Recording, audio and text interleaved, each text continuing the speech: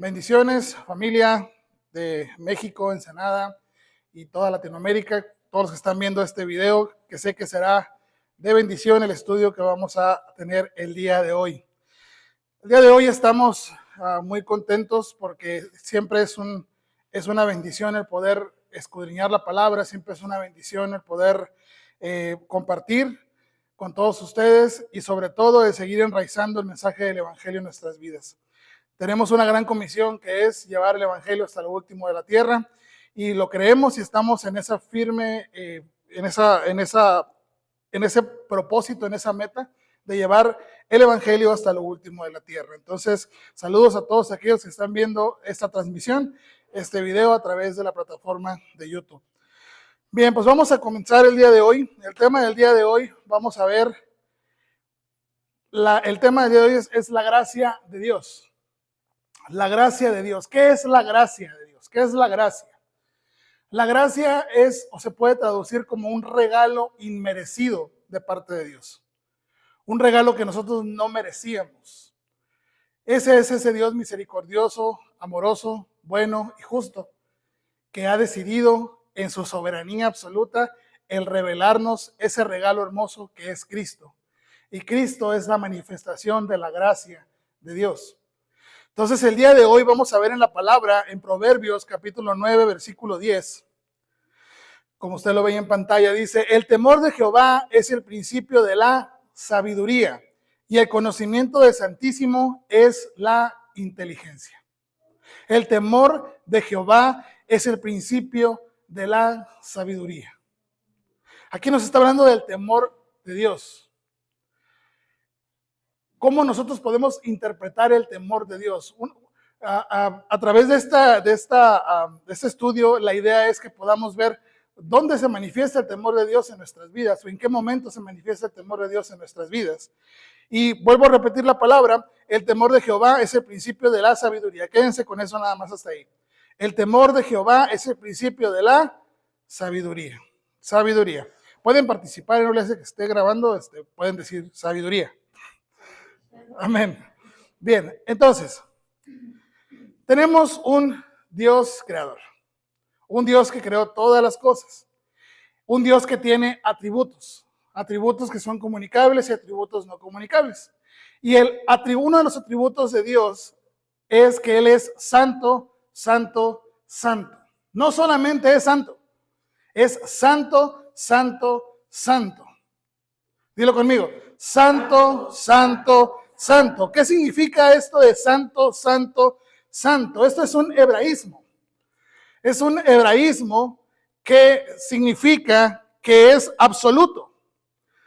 Es absoluto. En Dios no hay mancha. En Dios es el estado absoluto de la santidad, de la pureza, del amor. Él es el estado más alto de santidad. Él es santo, santo, santo. Es el Dios creador. Y nosotros somos criaturas de Dios. Entonces, cuando Dios crea al hombre en el principio de la creación, todos sabemos en Génesis capítulo 2, versículo 7, dice, y está en pantalla, que Jehová Dios formó al hombre, ¿de dónde? Del polvo de la tierra. Y sopló en su nariz aliento de vida. Y fue así el hombre un ser viviente. Entonces, ¿cuál fue la idea de que Dios creara al hombre a su imagen y semejanza? ¿Por qué Dios le transmite de su espíritu al hombre? Porque Dios quería que el hombre estuviera con él, que estuviera con ese Dios santo, santo, santo, que pudiera disfrutar de la bendición de estar delante y con ese Dios santo, santo, santo. De hecho, la bendición del huerto del Edén no era que tenían todo a su disposición, hablando materialmente o en alimento o en tierra, en terreno, no. La bendición del huerto es que Dios estaba con ellos, porque fueron creados a imagen y semejanza de Dios, hablando del hombre original y la primera mujer, Adán y Eva. Entonces, Dios desde el principio, Él tiene un plan, que el hombre estuviera con Él, por eso les da de su aliento de vida. Así como Dios establece que el pez tiene que estar en el agua para vivir, la planta en la tierra, el hombre tiene que estar con Dios. Es un principio de vida establecido por Él. Entonces, este Dios santo, santo, santo, ¿por qué el hombre podía tener relación con Dios en el principio? Esa es la pregunta que nos vamos a hacer ahorita. ¿Por qué el hombre podía tener una relación con Dios en el principio? ¿Porque era bueno? ¿Porque tenía el favor de Dios? ¿Porque iba a la iglesia? ¿Porque fue bautizado? ¿Porque hacía buenas obras? No. El hombre podía tener una relación con Dios porque estaba limpio. Porque el hombre no tenía pecado. El hombre era sin pecado. Y al hombre no tener pecado, podía tener una relación con Dios. ¿Y por qué hablamos de esto, hermanos? A lo mejor suena muy redundante, suena como que eso ya lo miré en otro estudio. Es la realidad, hermanos. Es la realidad. El ser humano se ha pasado toda su vida, sí, personas que conocemos y nosotros mismos, nos hemos pasado la vida pensando que tenemos una relación con Dios porque somos buenos, porque nos portamos bien. ¿Sí o no? Pero no, la realidad de las cosas es que el hombre original estaba con Dios y podía disfrutar de la bendición de estar con Él, no por sus méritos propios, sino porque no tenían pecado, estaban limpios. Pero ¿qué fue lo que sucedió? Génesis 3 nos habla del problema fundamental. El hombre queda separado de Dios, el pecado entra a la vida del ser humano y ese pecado, hermanos, esa naturaleza de pecado no permite que el hombre esté delante de ese Dios santo, santo, santo. En su santidad, o sea, el hombre en ese momento se convierte en un enemigo de Dios. Porque él fue hecho limpio a imagen y semejanza de Dios. Pero ahora el pecado aleja al hombre. Por cuanto todos pecaron, están destituidos de la gloria de Dios. Esa gloria de Dios que disfrutaban en un principio, quedaron destituidos. Romanos 3:23. Destituidos de la gloria de Dios, el ser humano quedó separado. Entonces, ¿la separación por qué vino? La separación viene como consecuencia ¿de qué? Del pecado. ¿Y quién fue? El pecado fue producto del engaño ¿de quién? De Satanás. Entonces, es por esto, hermanos, que el problema fundamental del ser humano es este: la separación con Dios, el pecado y Satanás. Ese es el problema del ser humano. No hay otro problema. Y ese es el mensaje que hay que transmitir al mundo. Porque las personas, hermanos, están en esta vida viviendo como transeúntes, viviendo como personas sin rumbo, viviendo como personas sin un plan de vida y en un desconocimiento completo de su problema espiritual. Y en un desconocimiento completo de que hay un enemigo espiritual. Eso no te lo enseñan en la escuela ni en ningún lugar. Pero la palabra de Dios lo dice. Génesis capítulo 3. El hombre quedó separado de Dios. ¿Por qué? Por el pecado. ¿Y quién fue el que metió el pecado? Satanás. Ese es el problema fundamental del ser humano. ¿Por qué? Porque ellos soltaron el pacto donde Dios les dijo, no comas. No comas. El pacto no era obedece el pacto, era no comas. De todo árbol del huerto puedes comer, menos del fruto de la ciencia y del bien y del mal. El día que de él comas, ciertamente morirás. No dijo a lo mejor te mueres, no. Ciertamente morirás. Entonces el hombre, ¿por qué Dios le dice esto al hombre? Porque en ese momento la santidad de Dios no puede habitar en donde está el pecado. Quedaron destituidos de la gloria de Dios. Desobedecieron el pacto. ¿Y qué fue lo que hicieron prácticamente cuando desobedecieron el pacto? ¿Qué es lo que dice en pantalla? Prácticamente le dijeron, no me gustan tus reglas, no me interesan tus reglas, no quiero hacerte caso, esto es lo que yo quiero, pienso que esto a lo mejor no me conviene. Prácticamente le están diciendo, no me interesa tener una relación contigo. Atentando directamente contra el carácter de Dios. Ese es el ser humano que quedó destituido de la gloria de Dios. ¿Qué es lo que merece entonces el ser humano, hermanos? Muerte. De todo árbol del huerto podrás comer. ¿Cuál era la consecuencia? Ciertamente morirás. El ser humano merecía la separación espiritual y también la muerte física. Pero sin embargo, mis hermanos, Dios no mató al ser humano físicamente, mató animales en su lugar. Génesis capítulo 3, 21 dice que Él los vistió con pieles de animales. Es decir, el pacto que Dios establece ahora es, tú merecías la muerte, pero va a morir alguien más por ti. Este cordero va a morir por ti. Y eso es un símbolo, apuntaba a lo que Cristo vendría a hacer por la humanidad. Porque Dios había dado esa respuesta. Vida por vida. Hay personas diciendo que Dios es injusto. ¿Cuántos han escuchado eso? Ay, es que Dios es injusto. ¿Por qué permite la hambruna en el mundo? Ay, es que Dios es injusto. ¿Por qué permite las guerras? Ay, es que Dios es injusto. ¿Por qué? ¿Por qué? ¿Por qué? ¿Por qué? Hermanos, el ser humano es quien se rebeló. El ser humano fue hecho a imagen y semejanza de Dios para que estuviera con Él. Y en lugar de matar al ser humano, vuelvo a lo mismo, mató a animales. ¿Cuál es el tema del día de hoy? La gracia de Dios. Ahí se manifestó la gracia de Dios. Tú no vas a morir, va a morir alguien más por ti. Ese es un pacto. Y todos conocemos la promesa de Génesis 3:15. El Señor le dice al ser humano, después de que él cayó, que le da la solución absoluta. El protoevangelio, la primera vez que se menciona a Cristo, el evangelio. Pondré enemistad entre la simiente de la mujer y la simiente de las serpientes. Esa te aplastará la cabeza y tú le herirás en el calcañar. La simiente de la mujer vendrá a aplastarle la cabeza. Es decir, tú no vas a morir. Va a venir en unos años alguien que va a morir por ti, a derramar su sangre para que tú seas limpio de pecado, para que tú estés nuevamente conmigo, para que Satanás ya no tenga parte ni suerte contigo. Es lo que esa promesa o ese pacto está diciendo. Esa es la gracia de Dios. Un regalo inmerecido. Un regalo que el ser humano no merece. Pero Dios no tenía por qué hacerlo, pero lo hizo. ¿Por qué? Por amor a la humanidad. Hay personas también, hermanos, que dicen que por qué Dios es tan sanguinario, porque Dios pidió la vida de Isaac, porque Dios pidió la vida de algunos pueblos.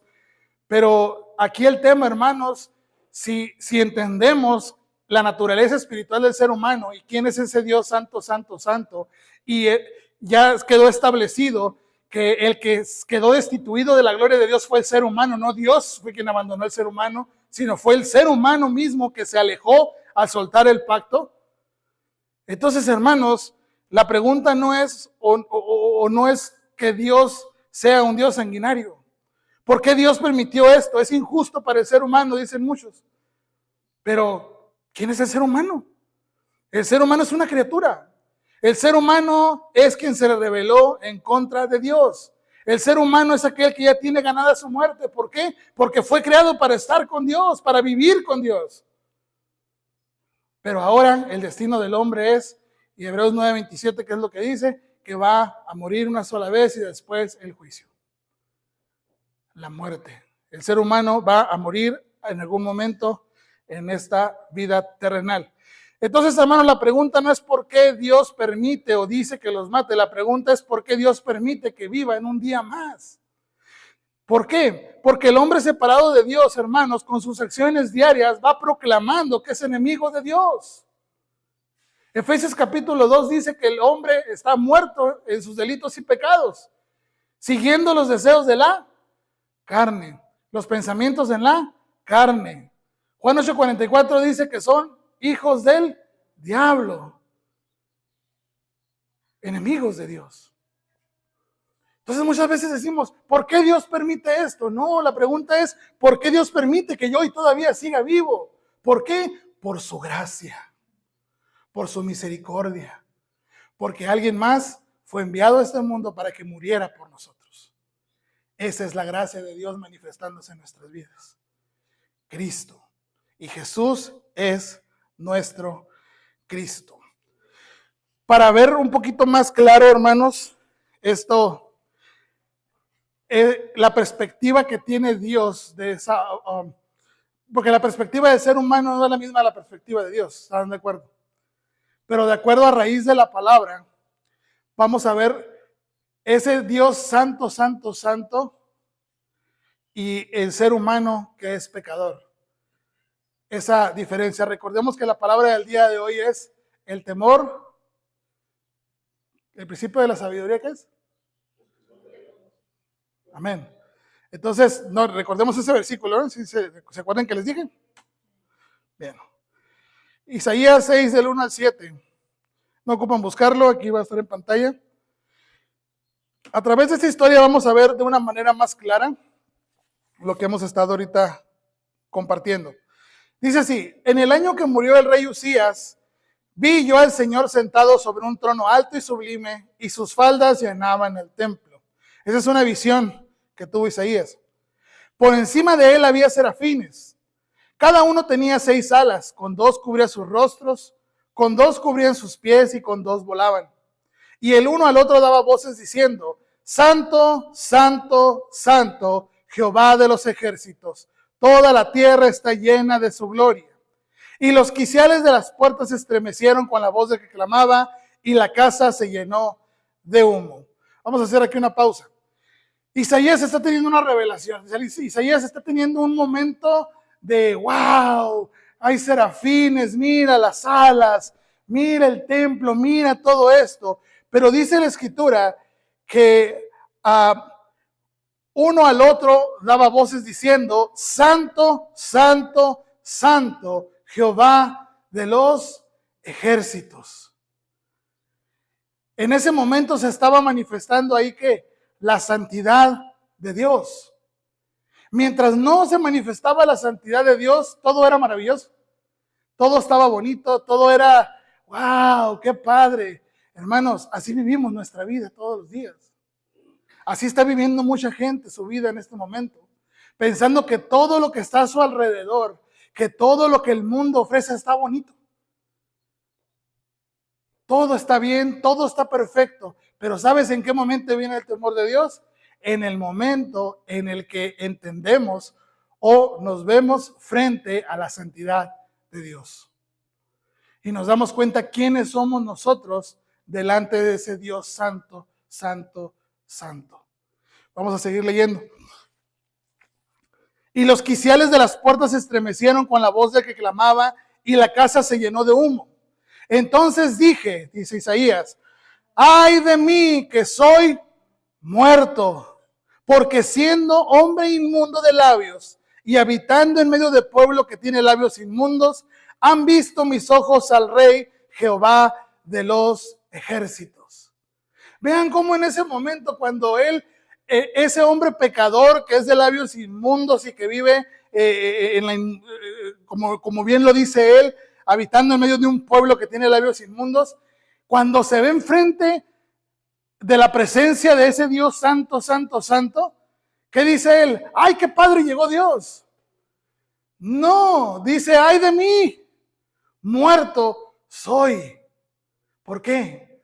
Porque la paga del pecado es muerte. Y él, que es una criatura, él que en ese momento era una criatura pecadora, que él mismo dice de labios inmundos, él sabía quién era él delante de ese Dios santo, santo, santo. Y él sabía que no podía estar delante de la presencia de él. Por eso él dice: porque mis ojos han visto al Rey Jehová de los ejércitos. ¿Qué nos dice esto, hermanos? Isaías tuvo esa visión en la cual vio un trono sublime, serafines con 6 alas, sus rostros cubrían sus rostros, otros cubrían sus pies, con los otros 2 volaban. Todo eso estaba bien, perfecto, maravilloso. Pero en el momento en el que él está delante de esto, y aquí lo vamos a ver en el dibujito, Isaías no tenía ningún problema hasta que se impone una sola cosa. ¿Cuál fue esa cosa? La santidad de Dios. Es decir, una persona no tiene ningún problema hasta que se da cuenta de la santidad de Dios. Las personas dicen: estoy bien con Dios. ¿Cuándo hemos escuchado eso? Yo lo llegué a decir. Oh, yo estoy bien con Dios. Dios aprieta pero no ahorca. El que madruga, Dios lo ayuda. Ayúdate que yo te ayudaré, dice el Señor. ¿En qué parte dice eso? He escuchado hermanitos que dicen: es como dice la palabra, ayúdate que yo te ayudaré. ¿En qué parte de la palabra dice eso? ¿No? Pero es un desconocimiento total, hermanos, de quién es ese Dios santo, santo, santo. Y yo antes, hermanos, yo puedo decirlo por mí. Yo antes pensaba que yo estaba bien con Dios porque era un buen hijo, porque era un buen marido, porque era un buen padre, porque salía todos los días a trabajar, porque traía el sustento, porque tenía bien a mi familia, porque vestían bien. Yo soy una persona agradable para Dios, yo me porto bien. No tengo vicios, me porto bien. No, por más bien que yo me pude haber portado, por más perfecto que pudo haber sido mi vida, en todos los sentidos, había algo que yo desconocía. Y era ese Dios santo, santo, santo. ¿Y quién era yo delante de ese Dios santo, santo? Hoy lo puedo entender. Y hoy puedo decir, si no es por la gracia de Dios que se manifestó en mi vida, yo no podría disfrutar de la presencia de ese Dios santo, santo, santo. Porque Jesús es el camino para poder llegar al Padre. Es el único camino. Y hay mucha gente que vive pensando de esta manera. Y todo está bien hasta el momento en el que escuchan que hay un problema espiritual. Y al saber que hay un problema espiritual y que hay un ser espiritual que está engañando a la gente, y al ver la respuesta en Cristo y conocer que Dios es un Dios santo, santo, santo, que no puede habitar dentro de donde hay pecado, entonces ahí viene el temor de Dios. El temor de Jehová, dice, es el principio de la sabiduría. De la sabiduría. Diosito le dicen muchas personas a Dios, ¿no? Diosito es un Dios santo, santo, santo. Pero Isaías, ¿qué fue lo que vio? Él vio solamente una cosa, la santidad de Dios.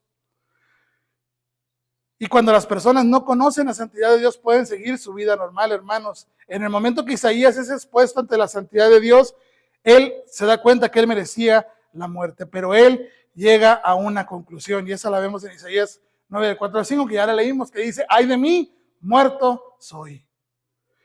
Esa es la conclusión a la que él llega. Él en ningún momento dijo, ay, qué padre que está Dios aquí. No, muerto soy, ay de mí. Estoy delante de ese Dios santo, santo, santo, y yo soy una criatura pecadora. Y el pecado me separa de Dios. Merezco la muerte. ¿Tú lo sabías? Yo no lo sabía.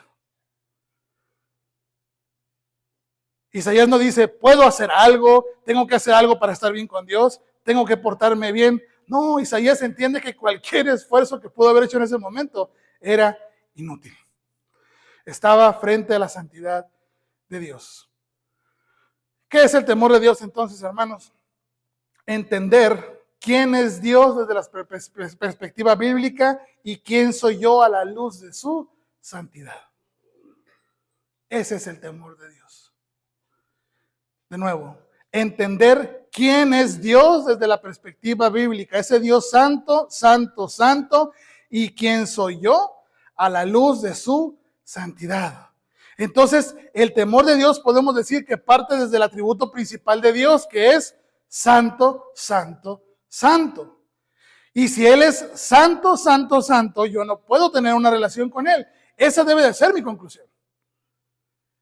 Y cuando llego a esa conclusión me doy cuenta de que no depende de mí el hecho de que yo sea agradable para Dios o lo que yo hago sea para Dios. No, ¿por qué? Porque Él es santo, santo, santo.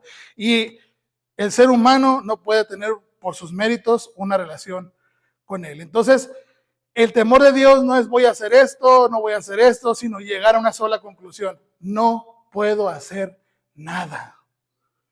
No puedo hacer nada. El temor de Dios nos lleva a otra conclusión.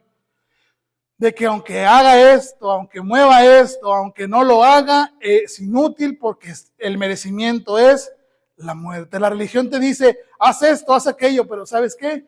De nada sirve. Él es un Dios santo, santo, santo. Y nosotros somos pecadores. Y por más que nosotros nos esforcemos, el Evangelio te dice, ay de ti eres un muerto, no puedes hacer nada. Por más que te esfuerces, Isaías 64:6, que es lo que dice, que todas nuestras justicias son como suciedad y como trapos de inmundicia. Todo lo que hagamos nosotros pensando que agradamos a Dios, no sirve para nada. Nuestra conclusión debería ser la misma que de Isaías. ¡Ay de mí, muerto soy! Obviamente en nosotros se ha manifestado la gracia de Dios. Y hoy nosotros sí podemos disfrutar de la promesa de Manuel.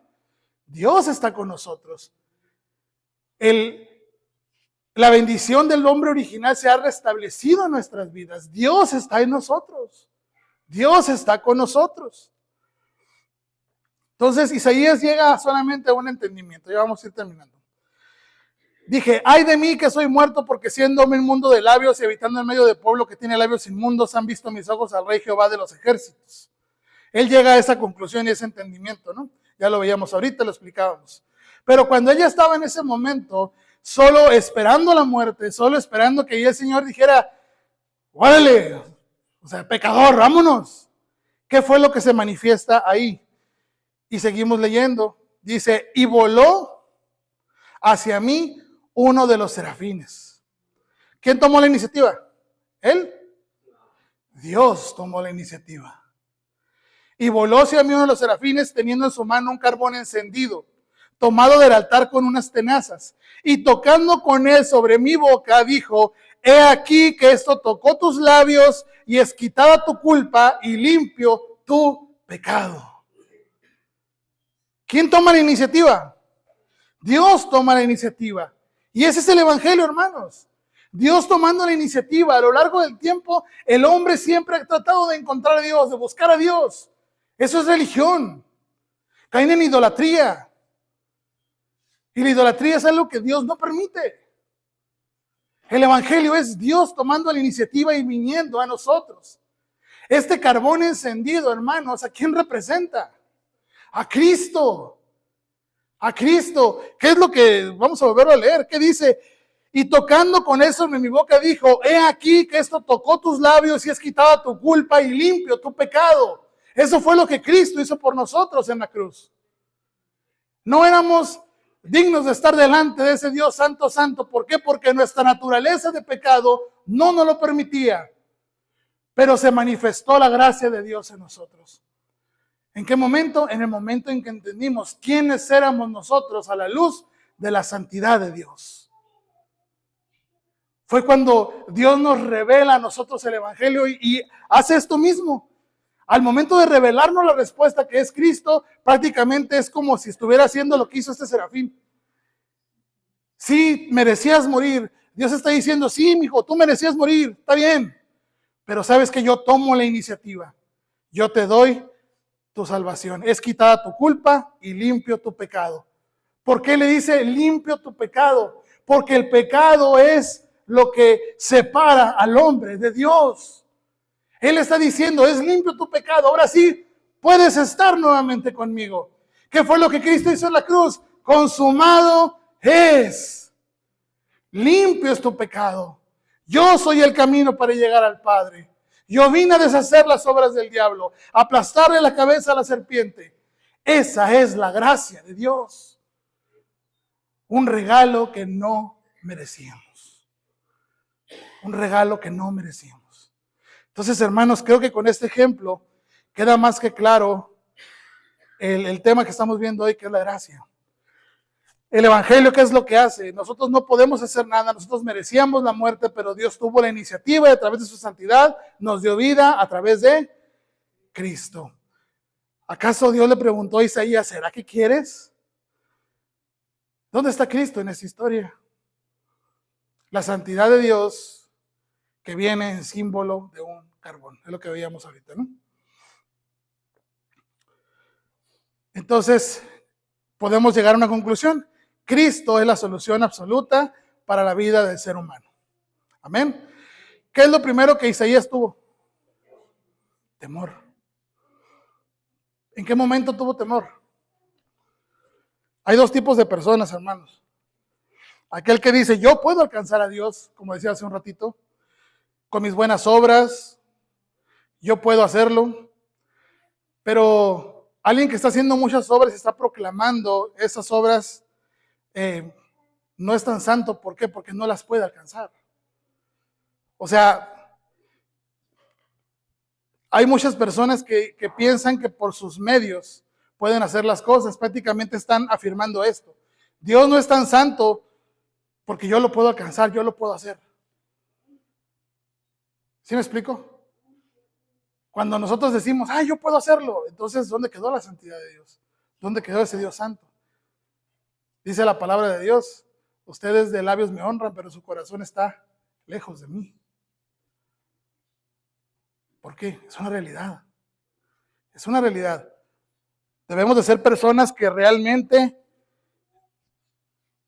nos enfoquemos en la gracia de Dios. Disfrutemos de la gracia de Dios.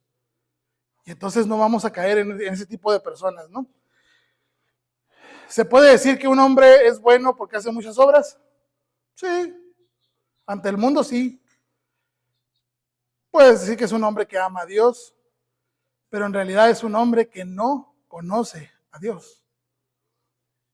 Es un hombre que no sabe quién es ese Dios. Es un hombre que tiene ese concepto del Diosito, que tiene ese concepto de que Dios está lejos. Decía el pastor Ricardo el otro día, Dios no está lejos. Dios está con nosotros, está cercano a nosotros. ¿De qué nos serviría un Dios allá lejano? Dios está con nosotros. ¿Por qué? Porque la gracia de Dios se ha manifestado en nuestras vidas. Entonces, ¿cómo podemos definir el temor de Dios? Y con esto vamos a terminar. El entender quién es Dios, que es santo, santo, santo, y quién soy yo a la luz de su santidad, ya lo habíamos dicho. ¿Cuándo es cuando yo empiezo a tener temor de Dios? ¿Cuándo es que se manifiesta esto en mi vida? Cuando nos hablaron del problema fundamental. Mientras no conocíamos que teníamos un problema espiritual, todo estaba bonito. Así como Isaías. Todo se veía bonito, todo estaba padre, todo era perfecto. Pero en el momento en que nos dijeron, tienes un problema. El pecado, la separación, Satanás. Es un problema espiritual y tú no puedes salir de esto. En ese momento es cuando sentimos ese temor. El temor de Dios es el principio de la sabiduría. ¿Y de qué tipo de sabiduría está hablando la palabra? El temor de Jehová es el principio de la sabiduría y el conocimiento del Santísimo es la inteligencia, dice la palabra. ¿De qué tipo de sabiduría estamos hablando? ¿Qué dice 1 Corintios capítulo 1, versículo 18 al 24? Dice, porque la palabra de la cruz es locura a los que se pierden, pero a los que se salvan, esto es a nosotros, es poder de Dios. Pues está escrito, destruiré la sabiduría de los sabios y desecharé el entendimiento de los entendidos. ¿Dónde está el sabio? ¿Dónde está el escriba? ¿Dónde está el disputador de este siglo? ¿No ha enloquecido Dios la sabiduría del mundo? Pues ya que en la sabiduría de Dios el mundo no conoció a Dios mediante la sabiduría, agradó a Dios salvar a los creyentes por la locura de la predicación. Porque los judíos piden señales y los griegos buscan sabiduría. Pero nosotros predicamos a Cristo crucificado, para los judíos ciertamente tropezadero y para los gentiles locura. Mas para los llamados así judíos como griegos, Cristo poder de Dios y sabiduría de Dios. Sabiduría de Dios. ¿Y qué es lo que decía el versículo con el que iniciamos el día de hoy? El temor de Jehová es el principio de la sabiduría. Ok, vamos cerrando esto entonces. Si la palabra dice que el temor de Jehová es el principio de la sabiduría y el conocimiento del Santísimo es la inteligencia, y ya determinamos que el temor de Dios es o se manifiesta en nosotros cuando entendemos quiénes somos nosotros como criaturas delante de este Dios santo, santo, santo, ¿qué me está diciendo? Que el temor de Jehová es el principio de la sabiduría, es decir, el tener ese temor a Jehová, el entender quién soy yo delante de ese Dios santo, santo, santo, es la antesala para yo poder recibir a Cristo. ¿Sí me explico? Es la antesala para poder recibir a Cristo. ¿Por qué? Porque antes de tener ese temor a Dios, cuando todo estaba bien, estábamos en un desconocimiento total de que necesitábamos a Cristo. Pero en el momento en que nos es revelado este misterio a cada uno de nosotros, sentimos así como Isaías ese temor a Jehová. Estoy delante de ese Dios santo, santo. No se trata de mí, no se trata de mi esfuerzo, no se trata de mis obras, no se trata de si soy bueno o soy malo. Se trata de mi naturaleza de pecado. ¿Qué necesito? Que la gracia de Dios se manifieste en mi vida. ¿Y quién es la gracia de Dios para nosotros? Cristo. ¿Y quién es Cristo? Jesús es el Cristo. Jesús es el Cristo. ¿Y para qué Dios envió a Cristo? Para que todo aquel que en él cree no se pierda, mas tenga vida eterna. ¿Por qué? Porque estábamos muertos. Muertos espiritualmente. Y un muerto espiritual no puede hacer nada. Un muerto no puede hacer nada. Ni pedir ayuda. Nada. Por eso necesitábamos que la gracia de Dios se manifestara en nosotros. Amén, amén. Entonces, ya para terminar, en resumen, conclusión.